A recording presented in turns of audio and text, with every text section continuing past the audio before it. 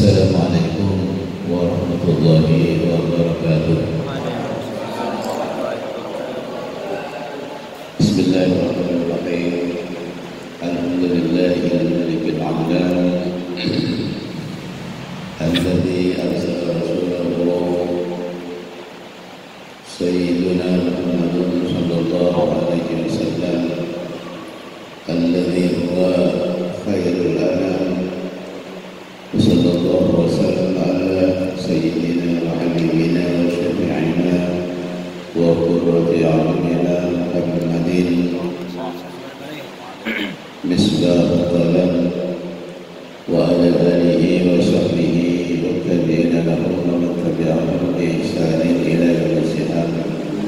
Rabbi shrah li sadri wa yassir li amri wa hlul 'uqdatam min lisani yafqahu qawli. Subhanaka la ilma lana illa ma 'allamtana innaka antal 'alimul hakim. Allahumma inni istawda'tuka ma 'allamtani falaqini idza nasituhu warja'u 'alayya inda hajati ilayhi bi rahmatika ya arhamar rahimin. Allahumma aslih ummata sayyidina Muhammad. Allahumma arham ummata sayyidina Muhammad. Allahumma barik 'ala ummati sayyidina Muhammad. Allahumma barik وَشَرْجَ لَهُمْ وَوَحِدْ لَهُمْ وَأَصْلِحْ لَهُمْ بِرَحْمَتِكَ يَا اللَّهُ يَا أَرْحَمَ الرَّاحِمِينَ. أَمَّا بَعْدُ. Yang saya hormati segenap takmir Masjid Nuril Yakin yang dirahmati Allah Subhanahu wa taala, yang sampai detik ini takmir Masjid Nuril Yakin masih eksis istiqamah memprakarsai terlaksananya pengajian rutin setiap bulan satu kali. Semoga setiap orang termasuk dalam masjid ini yang selalu menginisiasi memprakarsai kebaikan-kebaikan diberikan pahala oleh Allah Subhanahu wa taala. Begitu juga diperlancar nanti masuk ke dalam surga Allah Subhanahu wa taala. Yang juga saya hormati para jemaah Masjid Nuril Yakin yang senantiasa istiqamah datang duduk bertatap muka di masjid ini dengan niat pertama, niat iktikaf di dalam masjid ini. Yang kedua, niat memenuhi perintah Allah Subhanahu wa taala, yaitu mempelajari syariat Allah, syariat Nabi kita Muhammad sallallahu alaihi wasallam. Pertama-tama mari kita panjatkan syukur kehadirat Allah Subhanahu wa taala. Pada malam hari ini kita masih diberi kesempatan oleh Allah Subhanahu wa taala, diberi semangat, diberi keinginan untuk sekedar menambah ilmu pengetahuan agama, supaya ketika mengabdi beribadah kepada Allah Subhanahu wa taala mungkin makin baik, makin tepat, makin bagus, sehingga nanti bisa menyebabkan ibadah kita diterima oleh Allah Subhanahu wa taala. Amin Allahumma amin. Salawatullah wa salamuhu semoga selalu tercurahkan, teralirkan, tertempatkan selalu kehadirat baginda Rasulullah Muhammad sallallahu alaihi wasallam, di mana beliau selaku manusia yang agung, yang tiada tandingannya, yang tiada bandingannya, yang tiada siapapun menandingi beliau, sampai malaikat pun masih tidak bisa menandingi beliau. Masih lebih mulia Nabi kita Muhammad sallallahu alaihi wasallam. Oleh karena itu kita dituntut untuk supaya perbanyak baca salawat pada beliau, perbanyak baca salawat kepada baginda Rasulullah Muhammad SAW, agar rahmat dan ilmu, begitu juga ridha dan maghfirahnya juga bisa ditumpahkan, dialirkan kepada kita semuanya. Berikut kita dapat syafaat beliau nanti kelak di hari kiamat, pada waktu orang-orang itu semuanya hampir pusing, hampir bingung semuanya memikirin dosa-dosa yang telah mereka lakukan di dunia. Tapi nanti kalau Rasulullah SAW mengakui kita sebagai umatnya, mengakui kita sebagai umat Muhammad SAW yang mahabbah, cinta kepada beliau dan cinta kepada ajarnya, insyaallah pasti kita dapat syafaat beliau. Amin Allahumma amin. Syafaat itu adalah sebuah bantuan yang memang beliau diizini oleh Allah Subhanahu wa taala untuk memberikan bantuan kepada seluruh umat manusia yang matinya membawa iman dan Islam, yang matinya membawa kalimat tauhid la ilaha illallah Muhammadur Rasulullah, setinggi apapun dosanya, sedalam apapun dosanya, sebesar apapun dosanya, pasti Rasulullah Muhammad SAW diizini oleh Allah SWT untuk memberikan syafaat, memberikan bantuan padanya sewaktu dia membutuhkan. Mudah-mudahan kita semuanya, karena kita datang ke tempat pengajian ini, datang ke masjid, mudah-mudahan kita semuanya dianggap sebagai umat beliau, dianggap sebagai orang yang kata beliau, dianggap sebagai orang yang mendapatkan syafaat beliau. Amin Allahumma amin. Pengajian sampai jauhnya musannif ini ya. Qala al-mu'allifu rahimahullah ta'ala wa nafa'ana wal muslimin wal muslimat wal hadirin wal hadirat, kalau ada hadirat bismillah.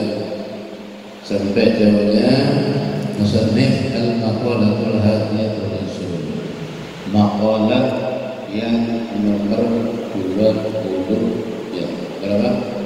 41 al-hadimul arba'un ya, betul al-arba'un. Kila dikatakan, diucapkan, ejabwaki idza aradallahu bi 'abdin khairan kamilan.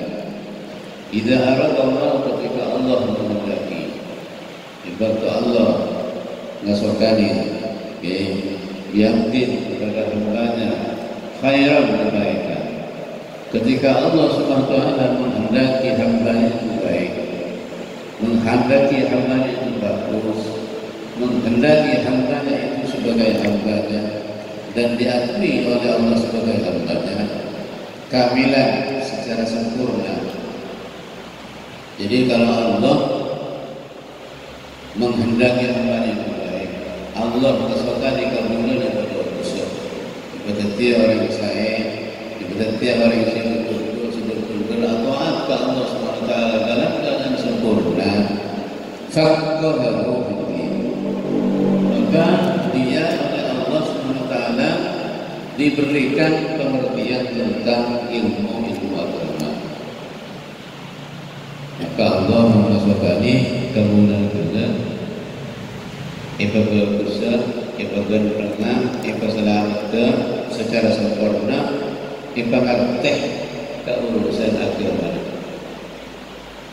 diberi ngerti, diberi paham tentang urusan agamanya, tentang sholatnya ngerti, tentang wudhunya ngerti, tentang puasanya ngerti, tentang rumah tangganya ngerti, tentang pergaulan mengerti, tentang cari harta ngerti, tentang pertanian mengerti secara syariat, tentang perdagangan yang mengerti, tentang seluruhnya dimengerti oleh Allah SWT tentang urusan agama. Ini pertanda bahwa Allah itu menghendaki yang baik. Terus bagaimana kita bisa ngerti urusan agama, kita bisa ngerti urusan perdagangan, sehingga kalau di sini banyak pedagang di sini tidak menyimpang dari aturan Allah Subhanahu wa taala, tidak menghendaki dengan cara-cara yang syubhat, tidak menghendaki dengan cara-cara yang haram, tentunya ngaji, tentunya menuntut ilmu agama. Supaya apa? Supaya terhindar dari riba, terhindar dari transaksi-transaksi yang menyimpang, terhindar dari transaksi-transaksi yang bisa merugikan pihak lain. Oleh karena itu Nabi Sallallahu Alaihi Wasallam pernah memberikan statement kepada seluruh sahabat di depannya pada waktu itu tentang pedagang-pedagang yang baik, pedagang-pedagang yang memang patuh pada syariat. Beliau bersabda, "At-tajiru saduqu yuhsyaru yaumal qiyamati ma'as-siddiqin."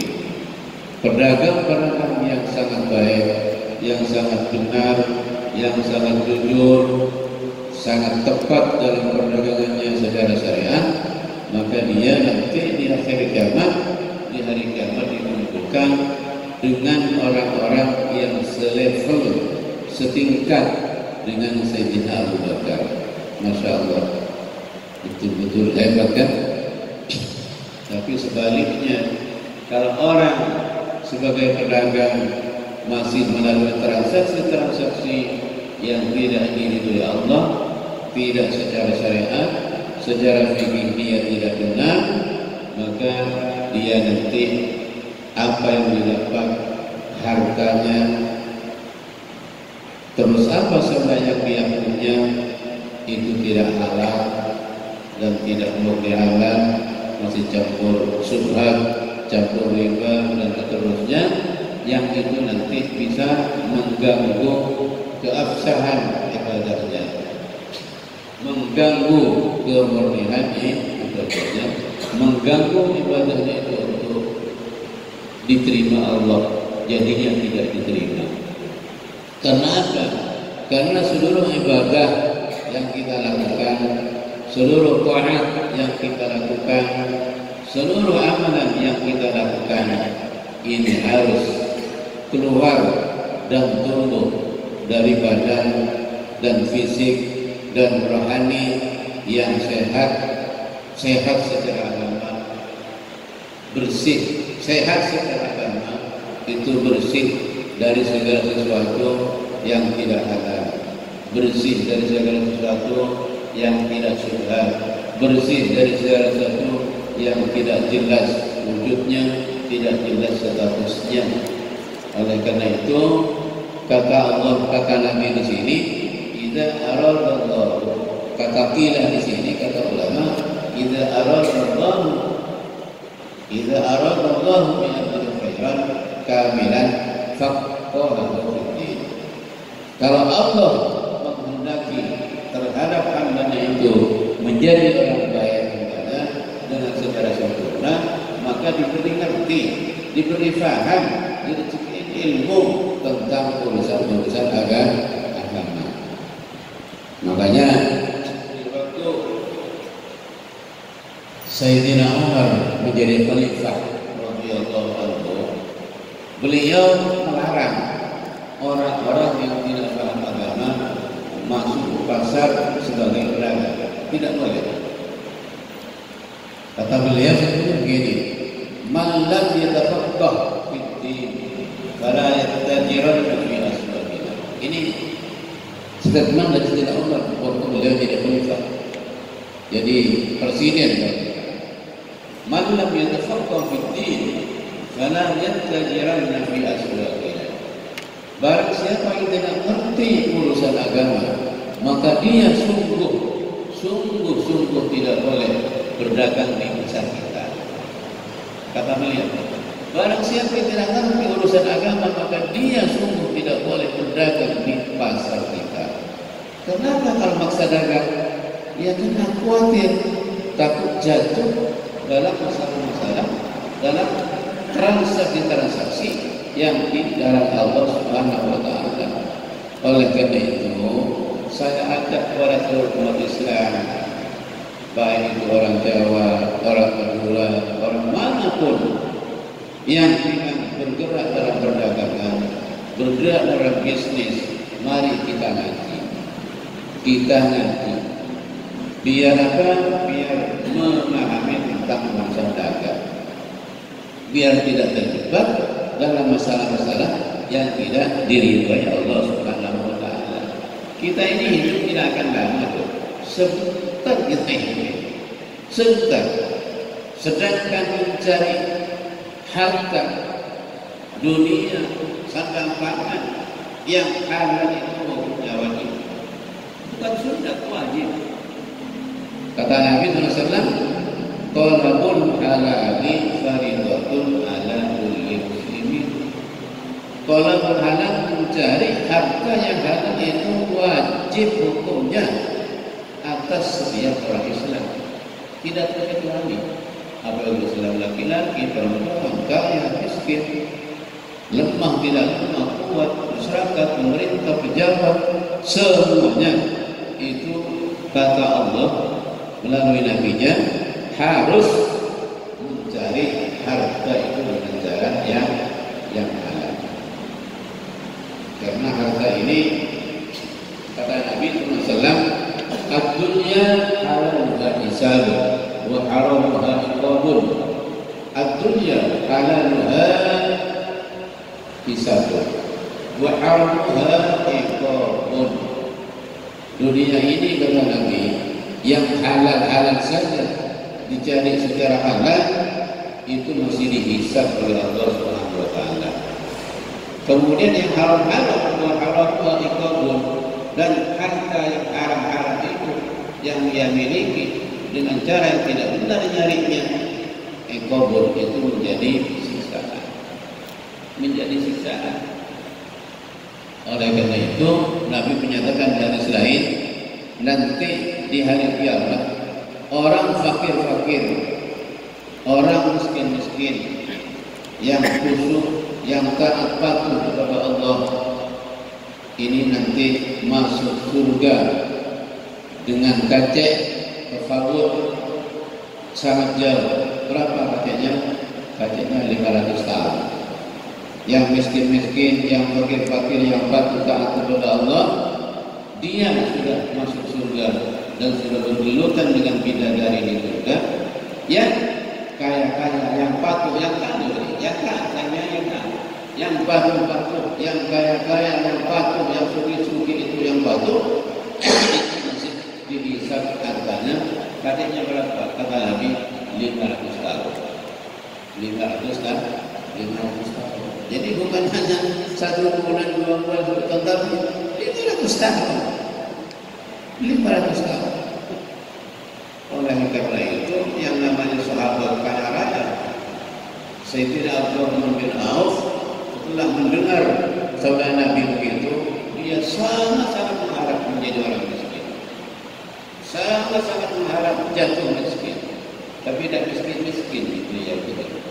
Sampai dia usaha menjadi orang miskin. Beliau berdagang ulung, bahkan cara berdagangnya bukan hanya dalam negara, tapi antar negara. Seperti Siti Khadijah, itu antar negara perdagangannya, bisnis.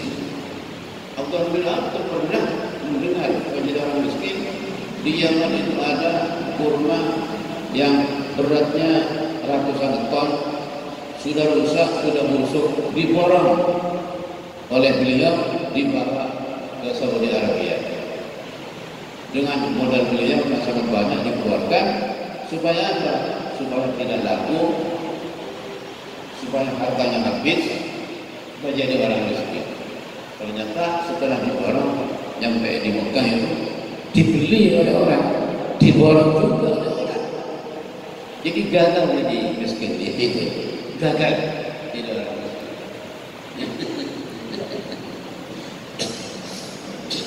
Tapi kalau Nabi, Pak, Nabi itu berdoa. Insya Allah kita ada yang berani berdoa seperti Nabi. Insya Allah. Apa doa Nabi? Mungkin sampai mau lihat nanti tidak apa-apa nanti. Tapi saya kira tidak berani tapi. Amin. Ya. Doa Nabi begini, Allahumma ahyini miskinan wa amitni miskinan wahsyurni fi zumratil masakin. Mana? Allahumma ahyini miskinan wa amitni miskinan wahsyurni fi zumratil masakin. Ya Allah, aku ini hidupkan sebagai orang miskin, dan saya ini matikan, wafatkan juga sebagai orang miskin, dan juga nanti di akhirat kumpulkan dengan orang-orang yang miskin. Ayo, siapa yang berani berdoa ini?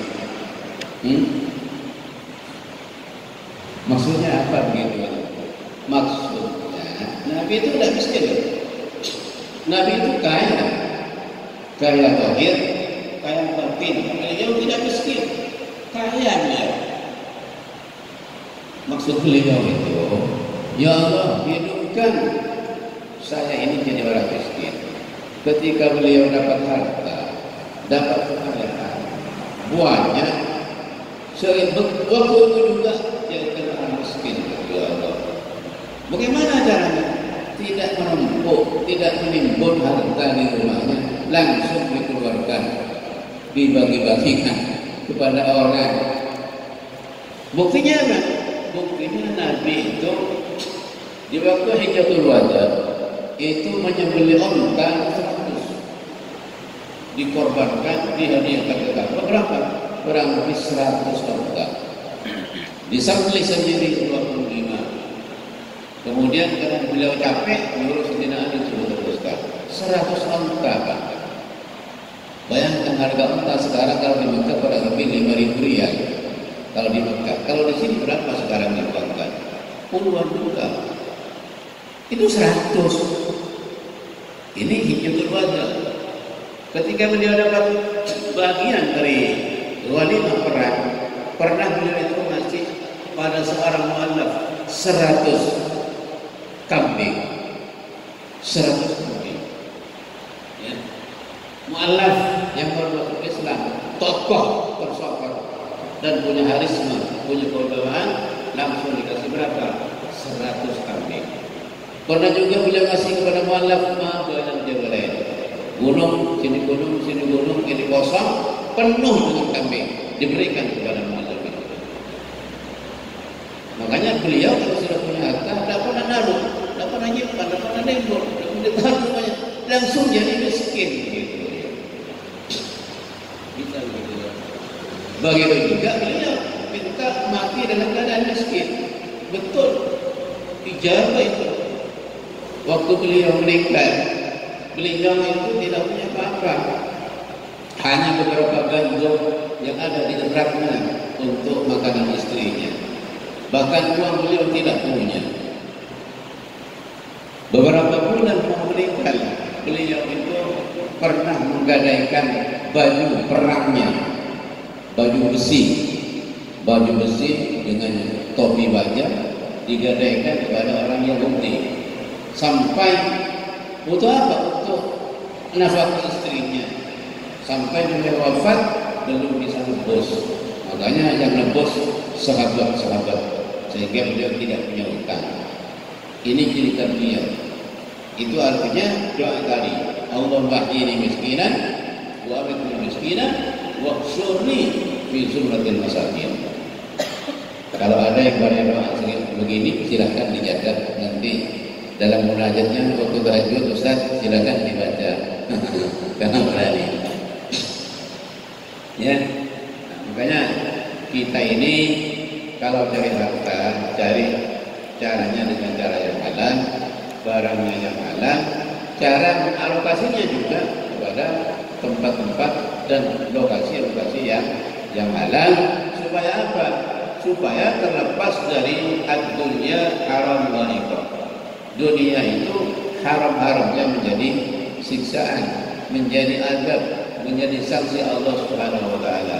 Mudah-mudahan melalui pengajian ini kita semuanya dipelihara Allah Subhanahu wa taala, dijaga Allah Subhanahu wa taala, terhindar dari harta-harta yang tidak halal, terhindar dari harta-harta yang syubhat. Amin. Allahumma amin. Ini yang kesatu.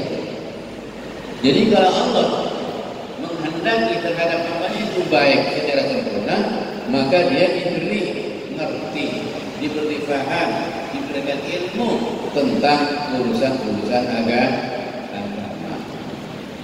termasuk perdagangan. Yang kedua tentang sholatnya. Mohon maaf Pak ya, mohon maaf. Saya seringkali melihat orang-orang sebagian yang sholat di masjid itu cara sholatnya belum benar. Tadi saya lihat di sini cara sholatnya belum benar. Terus bagaimana kalau belum benar tapi tidak mau belajar? Ini yang repot. Belum benar sholatnya, tidak mau belajar ilmunya sholat.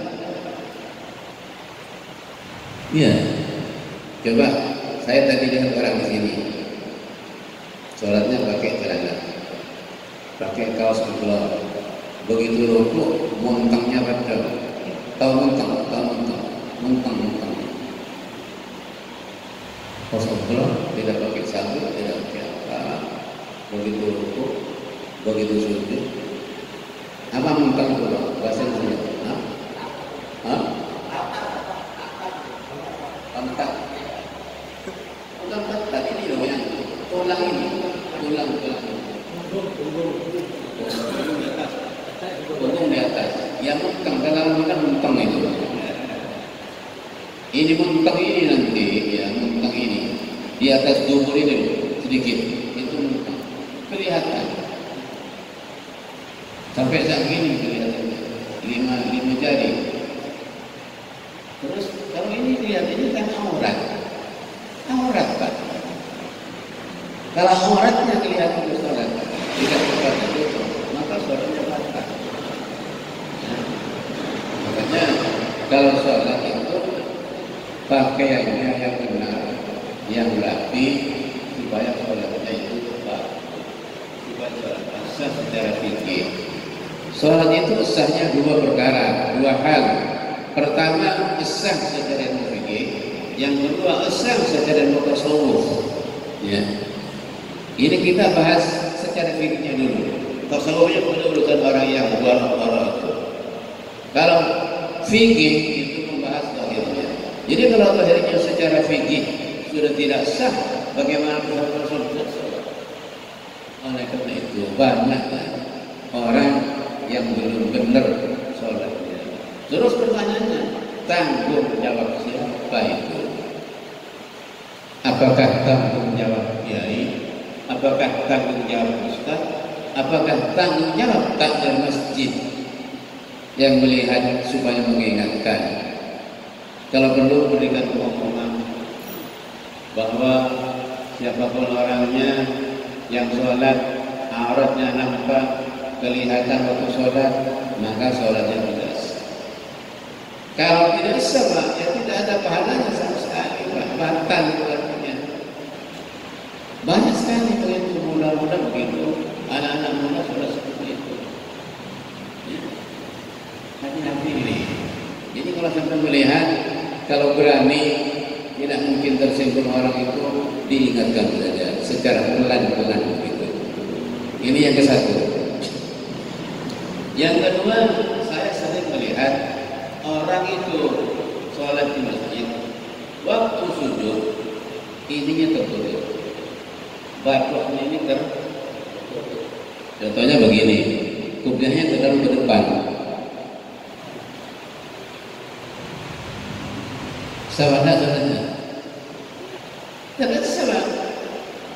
Atau mungkin kalau Pak Haji, saya sering lihat Pak Haji Surbanan itu, yang Pak Haji itu sangat ke depan ininya.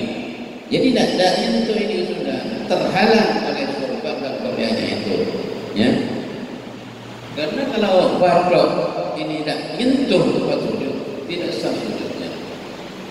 Sesuai dengan sabda Nabi Sallam, umirtu an asjuda ala sab'ati a'dhumin. Umirtu an asjuda ala sab'ati a'dhumin. Saya diperintah untuk sujud memakai 7 tulang. Tulang pertama batok ini. Yang kedua lutut. Yang ketiga tangan dua. Yang keempat semuanya ini dua kaki ujungnya ini harus nyentuh semuanya. Yang harus terbuka badan ini harus terbuka. Yang lain tidak harus terbuka. Lutut tidak harus terbuka, telapak tangan tidak harus terbuka, ujung kaki tidak harus terbuka. Artinya kalau ada orang sholat pakai kaos kaki sah sholatnya. Artinya kalau ada orang pakai kaos tangan sah sholatnya. Ya, sah. Artinya kalau ada orang sholat lututnya tidak terbuka ya sah sholatnya. Bahkan kalau terbuka khawatir tidak sah karena awalnya kelihatan kan begitu. Jadi harus terbuka muka ini. Makanya kita harus tahu waktu sujud bagaimana. Waktu sujud kita harus tahu batuknya harus nyentuh dan tidak boleh diangkat. Menyentuh tapi agak diangkat tidak sah juga. Harus lepas total, jangan diangkat sama sekali. Jangan sampai diperingan gitu, batuk ini. Ya, jangan sampai diperingan. Yang kedua, tempat sujudnya harus lebih rendah daripada bokong. Bokong ini bokong tadi. Daripada bokongnya. Kalau tempat sujudnya sama dengan bokong, waktu sujud itu tidak sah sujudnya. Contoh begini, ada orang coba contoh begini,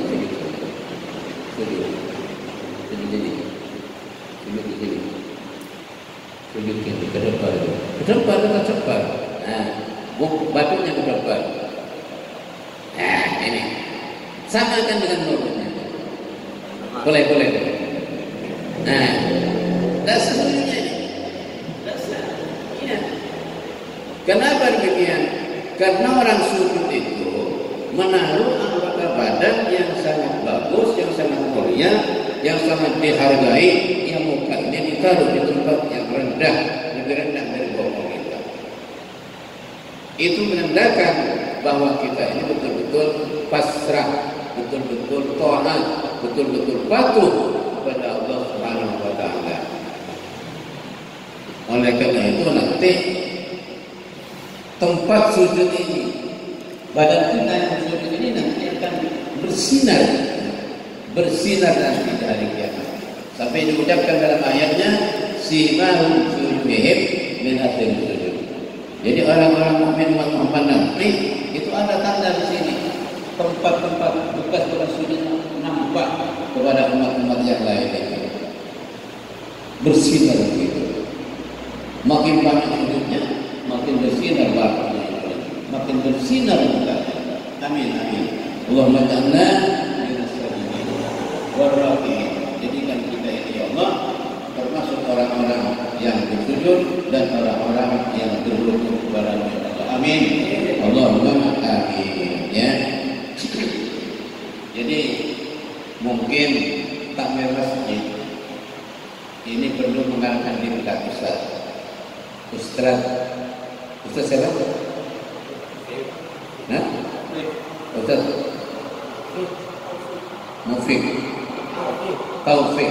Perlu Ustaz nanti mengadakan di masjid ini, mengundang masyarakat sekitarnya, diundang latihan sholat.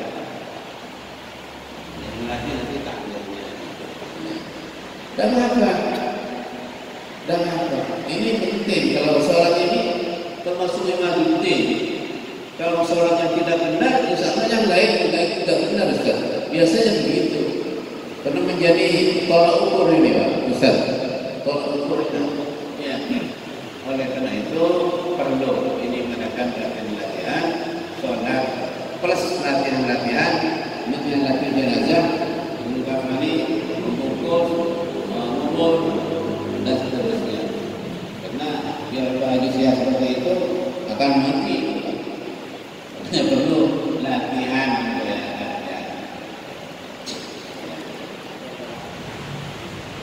Sekarang ini kan musimnya apa? Musim corona. Musim corona ini di satu sisi menguntungkan orang, di satu sisi merugikan orang, di satu sisi diharap cepat habis, jangka di satu sisi mudah-mudahan tidak cepat habis. Gitu. Ini corona, jujur saja. Yang mengharap corona ini habis, cepat hilang, jangan orang kita ini. Yang tidaknya orang-orang soal itu, yang punya seperti itu.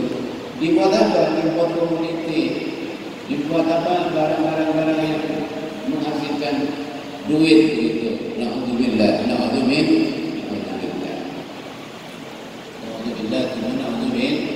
Ini beginilah akhir zaman seperti ini. Jadi yang tidak pantas dijual itu dijual menjadikan duit. Mayat itu dijual, dijadikan duit. Ini akhir zaman. Oleh karena itu kita harus paham dan ngerti urusan-urusan agama biar kita tidak terjebak, tidak terseret kepada sesuatu hal yang dilarang Allah Subhanahu wa taala. Ini yang pertama. Kalau Allah menghendaki baik kepada kita, kepada hamba-Nya, maka dia diberi ngerti, diberi faham, diberi ilmu tentang urusan agama. Ini yang satu. Kemudian yang kedua, fi usulihi wa furu'ihi, dalam segala hal usulnya dan furu'nya. Yang kedua, wazahadahu fid dunya. Yang kedua, kalau Allah menghendaki baik kepada hamba-Nya, maka dia itu dijadikan orang yang tidak cinta banget kepada dunia, yang tidak sangat cinta kepada dunia. Cinta secara secara kebutuhan saja, tidak lebih dari itu. Kita cinta dunia secara kebutuhan saja, menurut kebutuhan kita. Wajar begitu. Jadi kalau kita mungkin senang kepada sarung yang bagus, baju yang baik, baju yang pantas-pantas, karena untuk sholat, untuk bekerja kan wajar. Tapi tidak lebih dari itu. Begitu juga uang yang banyak, tidak lebih dari kebutuhan untuk anak dan keluarga dan seterusnya, untuk naik haji dan seterusnya, tidak lebih dari itu. Itu namanya zuhud. Karena definisinya zuhud, az-zuhud banyak definisi simpel dari orang-orang sufi. Tapi yang paling simpel begini: az-zuhud at-taqallulu bimanafi'i ad-dunya ladaihi ala qadri hajatihi atau kama qala. Yang disebut zuhud itu adalah mempersedikit dengan menggunakan harta yang ada padanya menurut hanya kebutuhannya saja, tidak melebihi dari itu. Zuhud itu seperti sahabat-sahabat itu bukan tidak banyak, banyak yang banyak, tapi mengambil dan memanfaatkan harta itu hanya menurut kebutuhan, tidak berupaya-upaya, tidak melebihi batas kewajaran. Kemudian yang lebih itu dimanfaatkan untuk orang lain, diberikan kepada orang lain, dimanfaatkan untuk jalan Allah, untuk fisabilillah. Ini yang sangat sulit. Kalau kita sudah bicara zuhud, ini memang sangat sulit untuk pengetaraannya. Sebab pada dasarnya seluruh manusia yang tidak diberikan sifat-sifat oleh Allah itu biasa menyimpan harta secara berlebihan, menyimpan uang itu sampai bermiliar-miliar, bahkan tidak digunakan uang itu, hanya disimpan saja. Ada yang punya sekian miliar, ada yang punya sekian triliun, ada yang punya kan begitu. Ini namanya melebihi kewajaran, kemudian hartanya tidak dimanfaatkan. Tidak ada gunanya. Berdiam tidak, hartanya meninggal juga. Yang dibawa ketika yang dapat tidak oleh dapat, kemudian tidak ada lagi itu saja yang dibawa. Akhirnya nanti setelah itu anak istrinya, keluarganya benturan, berkelahi, kebutuhan harta itu sehingga menjadi menjadi malapetaka di keluarga itu karena harta. Yang kedua mungkin harta yang banyak seperti itu yang disimpan di bank didepositokan tidak punya digunakan zakat. Iya kan? Mungkin berapa hartanya banyak? Siapa yang banyak hartanya di bank? Ya, makanya ini Pak, kalau orang ngerti agama, dan takut kepada Allah, harta yang ditaruh di bank, yang didepositokan itu, kalau lebih dari nyampe nasab agama fiddah keluar zakat. Umpamanya Ustaz ini Taufik punya uang ditaruh di bank, didepositokan 100 juta, depositokan diperdagangkan atau hanya ditaruh saja, itu wajib zakat. Kalau sudah 1 tahun nyampe haul itu wajib zakat. Contohnya begini, Ustaz ini Samsul punya uang di lemarinya, ditaruh di lemarinya 100 juta, naruhnya 1 Januari, liker sampai 1 Januari. Ini wajib zakat menurut kesepakatan ulama, ijma ulama Arabiyyah dan Islami, kurang lebih berkisaran tahun 90-an. Semenjak itu yang namanya uang kertas itu statusnya disamakan, dikiaskan, dianalogikan dengan emas atau perak. Paham ya? Jadi kalau sama dengan emas dan perak, maka uang kertas itu setiap tahunnya wajib zakat kalau itu nyampe nisab. Berapa nisabnya uang? Sama dengan emas, Pak. Emas itu nisabnya 95 gram kalau emas murni 24 karat. Emas ya. Berapa? Nisabnya berapa? 95 gram kalau emas itu murni 24 karat. 95 gram. Jadi kalau orang punya emas 95 gram bukan biasa, hanya disimpan oleh tasawuf, maka tiap tahun itu wajib zakat. Kalau sampai 100 gram atau 25. Nah, sekarang kan begini, kalau uang disamakan dengan emas, maka sekarang kursnya berapa? Harga emas berapa sekarang? 1 gram berapa Mas? Mahal sekarang ya. 700 1 gram 700. Kalau dikalikan 95 berapa? 75.000 ya. 75.000 kira-kira ya. 700 kali 95. Bulatkan saja kali 100. Kalau kali 100 berapa? 70.000 kan? 70.000 bulatkan 100. Jadi 70 juta. Jadi nisabnya apa? 70 juta. 70 juta. Begitu juga dagang, sama dikurskan ke emas. Orang yang dagang ini di Cibedowi ini. Dagang boleh 1 Januari dagang. 1 Januari lagi dihitung. Ternyata dagangannya itu semua dikurus, spionnya, ininya, semuanya dikurus. 100 juta kena uang, ini berarti banyak zakat.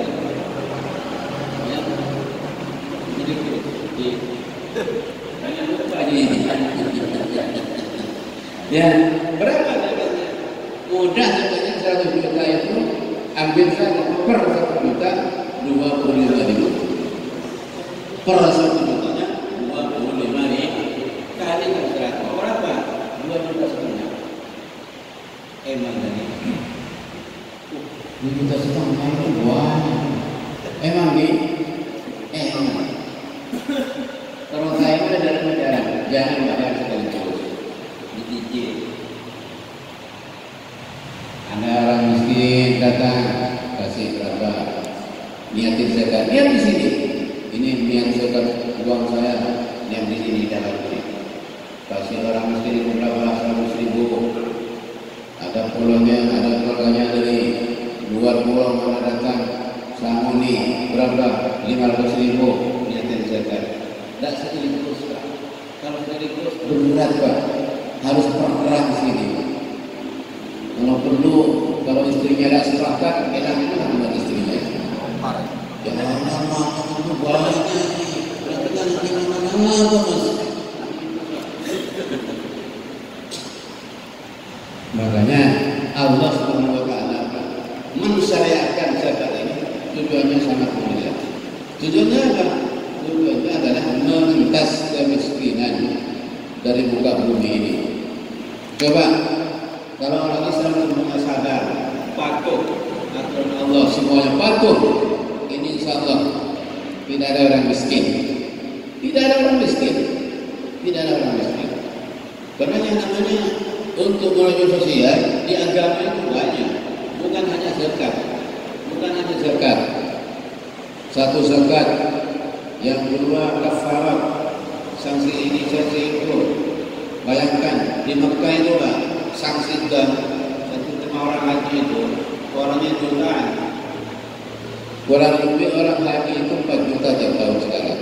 Kalau belum COVID ini, belum COVID ini orang haji kurang lebih 4 juta tiap tahun. Katakan yang bayar dam itu 3 jutanya. 3 juta per orang 1 kali. 3 juta kali. Kalau diuangkan 300.000, 300 real. 300 real itu kurang lebih 900.000. 900 kalikan 3 juta. Berapa? 9 kali 3. Berapa? Pak Rasul itu. Itu termasuk apa? Mediasi untuk pengentasan kemiskinan di antaranya melalui dam itu, melalui zakat, melalui kafarat, melalui sanksi. Kemudian sekarang yang kita lakukan wakaf sekarang untuk mediasi itu adalah wakaf sekarang. Wakaf itu kalau menurut mazhab Syafi'i tidak boleh dengan uang. Tapi mazhab yang lain dipakai. Maliki itu boleh, wakaf uang itu boleh. Sekarang kita lakukan wakaf. Bahkan sudah masuk agenda DSN, Dewan Syariah Nasional ini. Jadi intinya apa? Intinya ini Islam ini sangat-sangat mudah untuk mengentas kemiskinan. Manakala pemerintah ini patuh dan taat kepada aturan Allah Subhanahu wa taala. Coba sekarang itu orang Islam yang kaya-kaya, yang modalnya itu kelihatan bahkan triliunan, punya industri, punya pabrik, punya perusahaan, usaha berapa setiap tahun? Yang punya modal 10M berapa katanya? Yang punya modal 100M berapa katanya? Yang punya modal punya industri sampai 1 triliun berapa katanya? Papua lebih dari ada yang ada. Nanti orang-orang miskin itu dikasih modal suruh dagang, suruh usaha ini. Tidak ada orang miskin. Makanya sekarang kalau yang sedikit tidak bisa dikasih modal orang miskin, hanya dikasih setiap tahun 100.000, 200.000, 50.000. Cukup apa? Hanya cukup untuk buka 2 hari. Tidak bisa untuk modal. Jadi tidak kaya-kaya orang yang miskin. Tidak berubah beranjak dan tempat stagnan jalan di tempat terus. Karena artinya orang-orang yang kaya yang berhak bayar zakat itu tidak menunaikan zakat Ada yang memang bisa kalau seandainya itu dilaksanakan, diatur pemerintah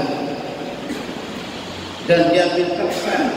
Kalau tidak tepat di total dulu aset-asetnya berapa dan masyarakat diambil paksa. Itu Islam begitu. Yuqadu min ahli zakat, diambil dari orang yang memberi itu secara paksa. Itu baru nanti bisa berjalan zakat ini.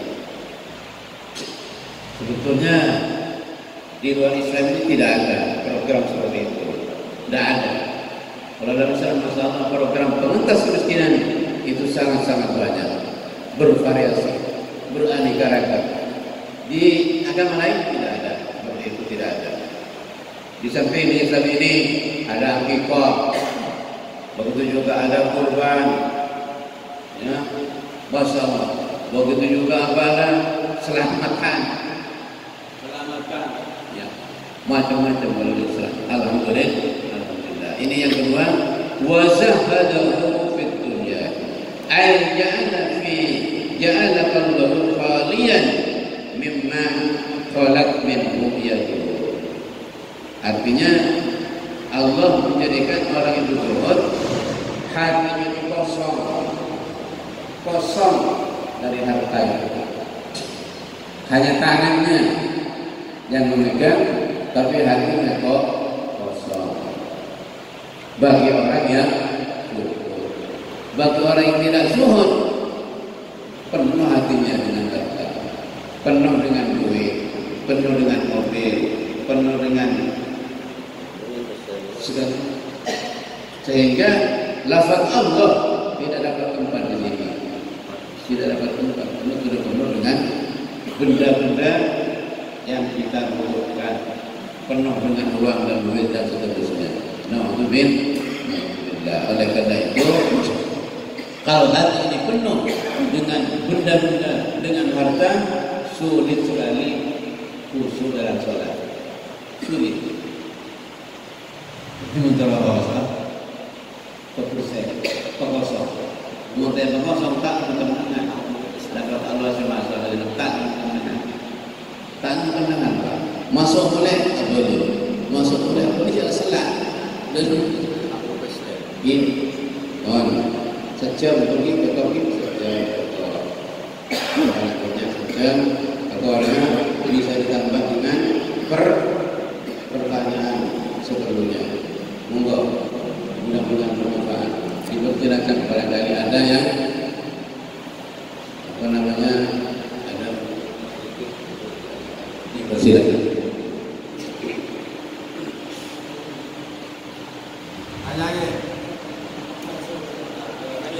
Tentang apa? Tentang sholat. Tentang sholat ini kan aurat kudu tertutup.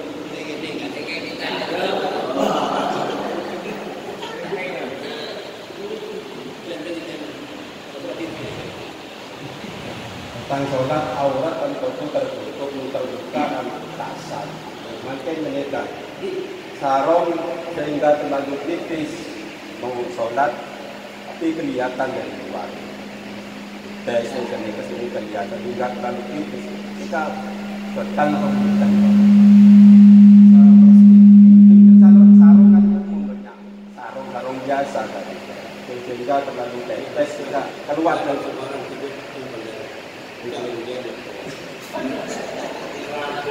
Sampai katan itu sampai aurat dan sepotong gitu. Sarung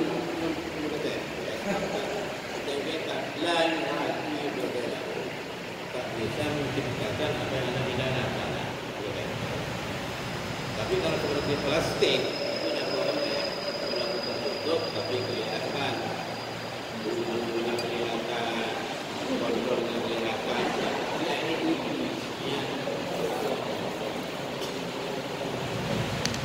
Jadi perlu diketahui bahwa aurat di sholat itu kalau laki-laki itu ma bainal rukbati was-surrah, ma bainal surrati wal-rukbah, wujud wujud lan wujud ya Ustaz, wujudnya wujud lan wujud Jadi tempur semuanya harus tertutup, udil semuanya harus tertutup.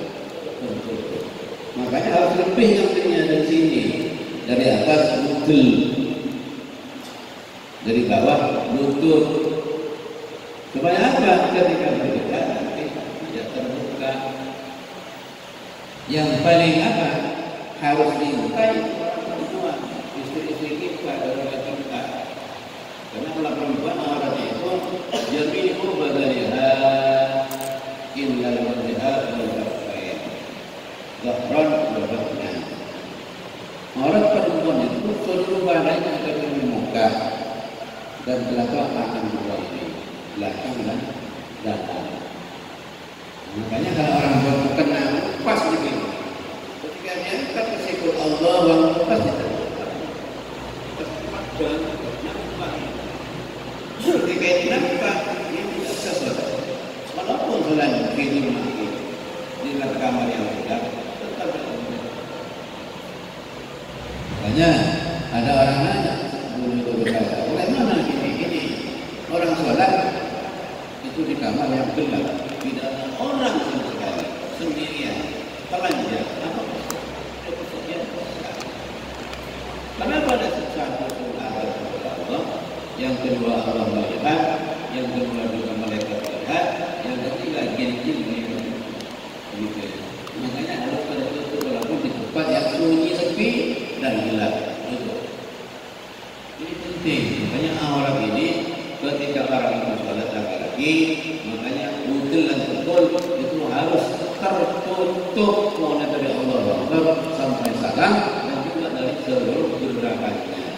Artinya kalau ada orang tidak pakai baju, hanya pakai sarung, tapi ini tertutup, lututnya tertutup, semuanya pakai betisnya, sholatnya sesuai ada apa, tapi kurang apa? Kurang subur. Ya. Ada lagi? Oh, kurang. Ini antar bank kalau juga menjadi bank. Kenapa? Untuk sepeda atau belum tidak. Itu perjalanan kita tak mampu, tak kuat. Dari dua jalan kalau kita tak mampu. Sehingga inisiatif kita tak mampu. Dimulai dibuat. Jual belinya harus kita gunakan. Sepeda tidak. Lakukan mager. Enak. Bukan dijual. Sampai dalam keadaan Asia. Dealer yang fair begini kan. Sekarang di Islam ini sudah ada solusi untuk kita lepas dari riba. Fihi tariqun min at-tahallus anil riba. Di situ sudah ada jalan kita lepas dari riba. Kalau sampai tadi kredit pinjam ke bank konvensional, maka caranya sudah riba. Karena sampai sudah tumbuh di tempat yang riba, rumah baru semuanya begitu. Kalau tidak ingin riba, kita harus transaksi dengan bank syariah yang betul-betul syariah. Saya dulu baru 3 bulan saya berhenti dari GPS, saya buat kamar saya di Bank Kebebasan 9 tahun saya. Jadi saya mengurusi itu transaksi syariah. Kalau pinjam ke bank kami dulu di sana ya syariah, tidak ada riba. Tapi kalau konven itu riba. Kenapa? Transaksinya yang salah sebetulnya, akadnya yang salah. Makanya Allah bilang, wa halallahu bai'a wa harrama riba. Allah menghalalkan jual beli dan mengharamkan riba. Itu tipis sekali bedanya. Itu di mana? Hanya hukum saja, di transaksi saja.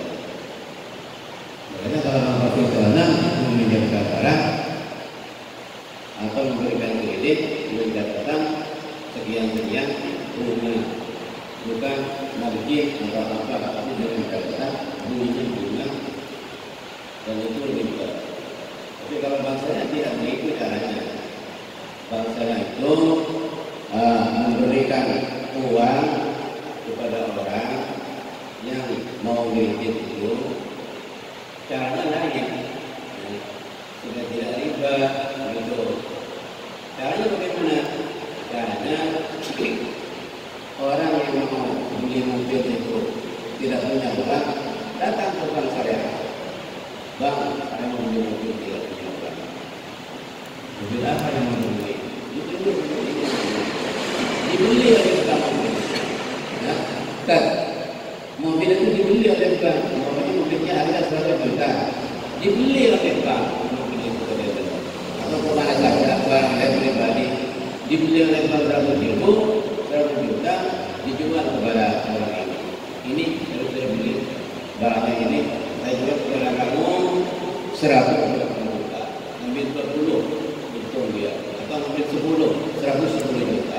Dengan catatan kamu nyicil saya. Ini jual beli bukan utang. Bukan utangnya begitu. Caranya begitu. Makanya lepas dari riba. Jadi kita umat Islam itu hanya caranya saja ya. Beliau angkat-angkatnya karena harus belajar untuk tidak di. Terus pertanyaan tadi sampean belum lunas sebulan. Apa sah? Oh itu belum sampean. Tapi angkatnya tadi sudah salah dari depan. Sudah riba. Kalau sudah riba semua yang tidak ada itu. Ya. Itu bagaikan apa? Bagaikan tumbuh-tumbuhan yang bagus, tapi tumbuh di atas apa? Traktor. Apa traktor itu? Ada kurang sampai apa? Bawahnya apa? Hah? Telekom, ya, hampir sampai. Kalau orang menggunakan traktor, kalau Jawa telekom, ya. Bagaikan jeruk yang harum daunnya tumbuh di atas elektron.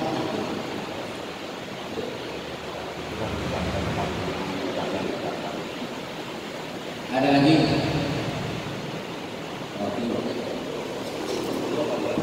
Assalamualaikum warahmatullahi wabarakatuh. Saya bernama Iwan dari Kamayo. Ada mantunya berhubungan dengan mertuanya. Pertanyaannya, bagaimana nikahnya Tiana bohong untuk jabatan?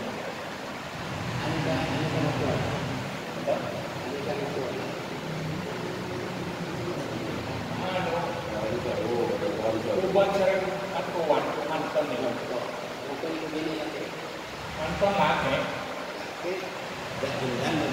lagi. Atuan gini. Pertanyaannya, bagaimana nikahnya Tiana bohong untuk jabatan? Nikahnya kontrak tapi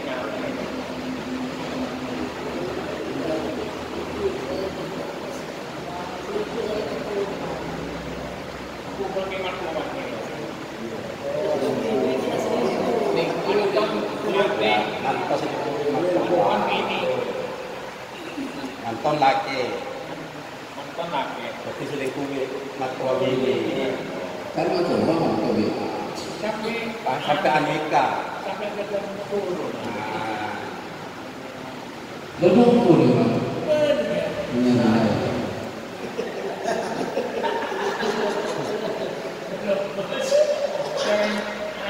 ngurus surat kedapatan. Apa benar ini kan hotel. Kamu jangan. Oke, itu pertanyaan bagus. Ada seorang ibu berhubungan itu dengan keluarganya, ibunya laki-laki, ibunya perempuan. Tapi lupa lagi ada. Tinggal apa masalah? Oh, pantesan. Jangan.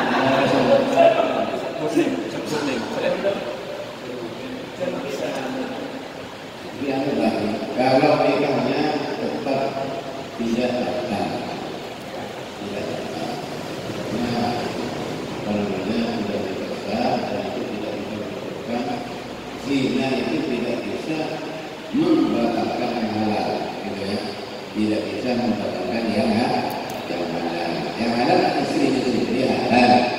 Kemudian dia zina dengan bodohnya. Zina dengan bodohnya dia bisa menunjukkan ini halal. Nah, cuma zina itu anak juga anak zina. Bukan tak betul. Tak betul. Tak betul. Al-haram la yuharrimu halal. Jadi orang sesuatu yang haram itu tidak bisa menghalalkan yang halal. Tidak. Betul tidak. Mungkin sama jual leo. Kalau begini ini Pak, leo kemana? Sudah kita bukan juga. Tak bukan. Sempat saya Dokter sudah dan ya. Jadi kalau begini sini Pak, dari mana tua? Katanya di desa Banten.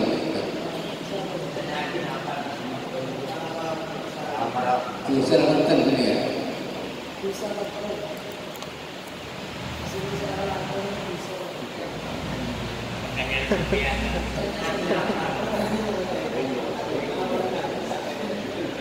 Saya tanya di mana?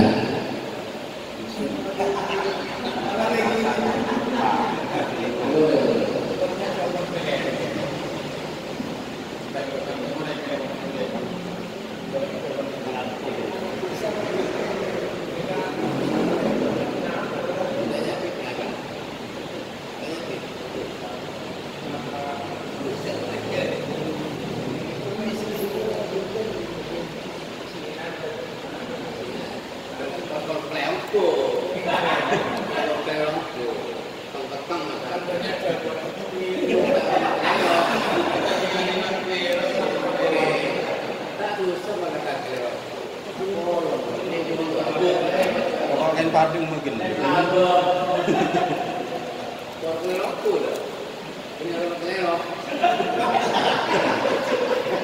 Mungkin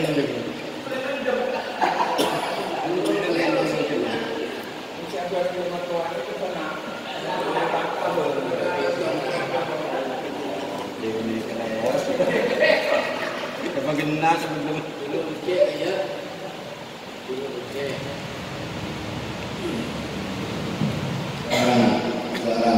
Seorang yang punya istri, kemudian mau pindah ke luar kota untuk nikah, tidak sah. Melihat orang tua tak sah,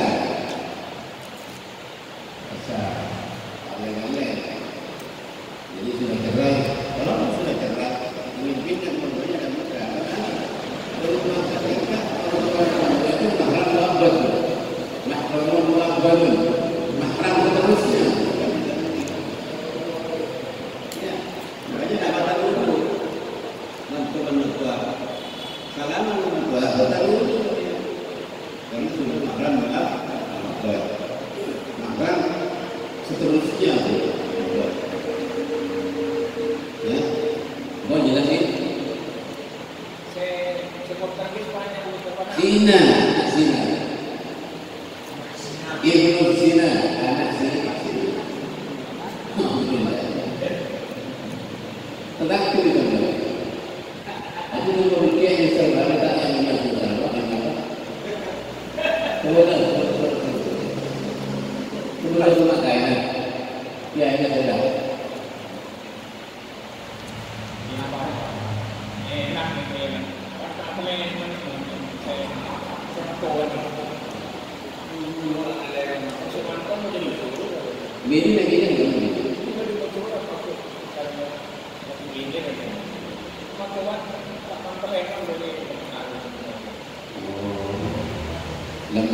Terus ini.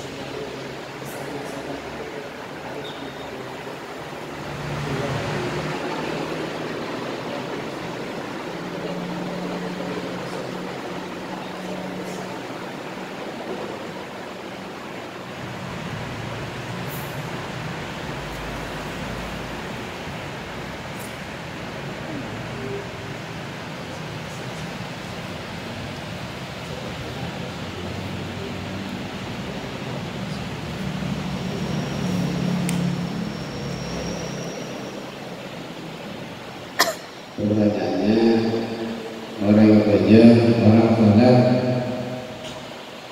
tidak pakai ilmu tasawuf, hanya pakai ilmu fikih. Besar secara fikih, belum tentu besar secara tasawuf. Besar secara fikih, belum tentu besar secara tasawuf. Contohnya begini, kata orang tasawuf, sholat itu harus khusyuk. Kalau tidak khusyuk, maka sholatnya tidak sah. Dengan artian tidak ada pahalanya. Kalau tidak khusyuk, pahalanya tidak ada, kosong. Bagaikan telur, isinya kosong di dalam dada, ingat telur. Ya, itu. Kalau kata orang fikih, yang penting cara hukumnya sudah cukup, suci, cara hukumnya sudah dipenuhi, besar. Masalah di dalam pahalanya kurang mungkin itu nanti urusan belakang. Yang penting fikih itu bagus tauhidnya saja. Masalah batinnya di dalam itu urusan bukan urusan fikih.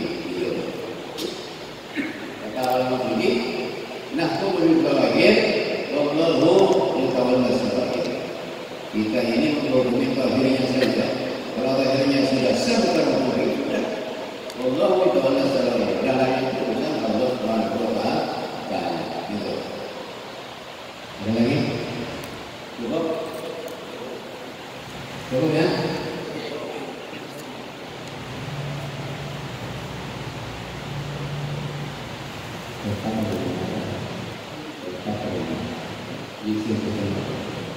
Bismillahirrahmanirrahim.